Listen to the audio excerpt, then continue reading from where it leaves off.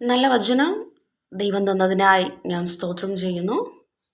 സത്യം നിങ്ങളെ സ്വതന്ത്രരാക്കും എന്ന വിഷയത്തെ ആസ്പദമാക്കിയാണ് ഞാൻ ഇന്ന് നിങ്ങളുമായി വചനം ധ്യാനിക്കാനായിട്ട് പോകുന്നത്. നാം ഇന്നിടെ വചനം ധ്യാനിക്കാൻ പോകുന്നു. ഉൽപ്പത്തി പുസ്തകത്തിൽ ദൈവത്തിൻ്റെ സൃഷ്ടിയെക്കുറിച്ച് നമുക്ക് കാണുവാൻ കഴിയും. നമ്മുടെ ആദിമ മാതാപിതാക്കളായിരുന്നു ആദമും ഹവ്വയും. ആദമിനും ഹവ്വയ്ക്കും ഉണ്ടായ തലമുറകളാണ് കയീനും ഹാബേലും. കയീൻ മൂത്ത പുത്രനും ഇളയത് ഹാബേൽ. അവർ രണ്ടുപേരും ഒരുമിച്ച് വളർന്നു വരികയായിരുന്നു. തുടർന്ന് അവരുടെ ഉപജീവനവുമായി ബന്ധപ്പെട്ട് അവർ രണ്ട് മേഖല തിരഞ്ഞെടുത്തു. കയീൻ തിരഞ്ഞെടുത്ത ഉപജീവനമാർഗം കൃഷിയായിരുന്നു. എന്നാൽ ഹാബേൽ തിരഞ്ഞെടുത്തത് ആട്ടിടയനായിരുന്നു. ഹാബേൽ ഒരു ആട്ടിടയനായിരുന്നു, കയീൻ ഒരു കൃഷിക്കാരനുമായിരുന്നു. അങ്ങനെ ഓരോ അതെല്ലാം ചെയ്തു വന്നു. അങ്ങനെ ഇരിക്കെ ഒരു ദിവസം അവർ ദൈവത്തിനു വേണ്ടി വഴിപാട് അർപ്പിക്കുവാൻ ദൈവസന്നിധിയിൽ വന്നു. കയീൻ തൻ്റെ കൃഷി സംബന്ധമായ കൃഷിയിൽ നിന്നും താൻ യാഗം കഴിക്കുവാൻ ഇടയായിത്തീർന്നു. ഹാബേൽ തൻ്റെ ആട്ടിൻ വർഗ്ഗത്തിൽ നിന്ന് ഒരു ആട്ടിൻകുട്ടിയെ എടുക്കുവാനായിട്ട് ഇടയായിത്തീർന്നു. എന്നാൽ രണ്ടുപേരും വഴിപാട് ദൈവത്തിനോട് സമർപ്പിച്ചു.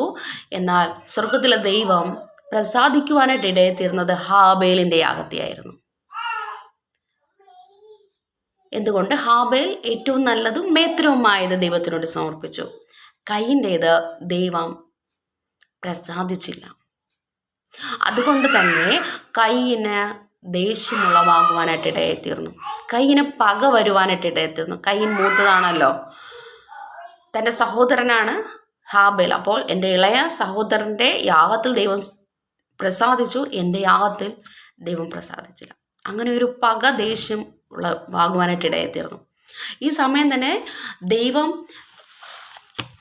കയീനോട് സംസാരിക്കുന്നുണ്ട്. ഉൽപ്പത്തി പുസ്തകം 4 നമുക്ക് കയീൻ്റെയും ഹാബേലിൻ്റെയും സ്റ്റോറിയാണ് അവിടെ കാണുവാൻ കഴിയുന്നത്. ഉൽപ്പത്തി പുസ്തകം 4:6 ദൈവം കയീനോട് സംസാരിക്കുന്നത് കാണുവാൻ കഴിയും.